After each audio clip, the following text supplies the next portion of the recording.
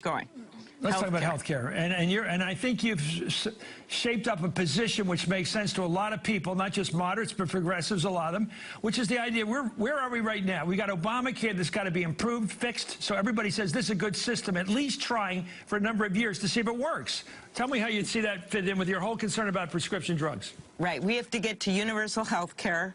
And, of course, I support a public option moving forward with Medicaid, Medicare expansion. But prescription drugs has been overlooked for years, really over the past decade. Huge increases in prices for simple drugs like insulin. And that is why I have led the effort on Medicare negotiation to unleash the power of 43 million seniors, and something I'm going to be talking about tomorrow with Robert Reich.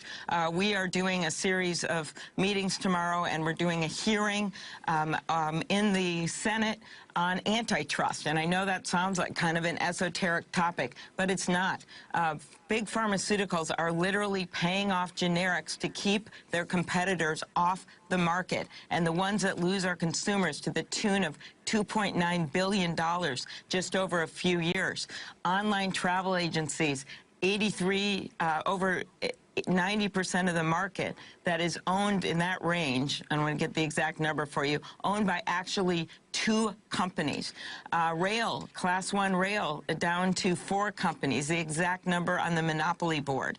And this consolidation that we're seeing in our country cries out for tougher action on antitrust. And if they're not going to do it because the judges are too conservative, I have a bill that makes our laws as sophisticated as the kind of mergers that we're seeing now with monopsonies and with companies that literally are now multi-billion-dollar mergers. And the American people have stood up to this in the past. It's time to stand up to it again. It sounds like you're for true free enterprise. That is what this is about. You can't have capitalism and innovation if you have monopolies, and that is something Adam Smith recognized. I'm going to come out with a book on this, something I've been working on for the past year with Knopf, a book on the history of this, going back to Teddy Roosevelt, when, as you know, in the Midwest, the farmers and the workers stood up and said enough is enough, and we've been gliding toward the Gilded Age again, and we need to get back to the true capitalist spirit of entrepreneurship, and that's what this hearing is about tomorrow.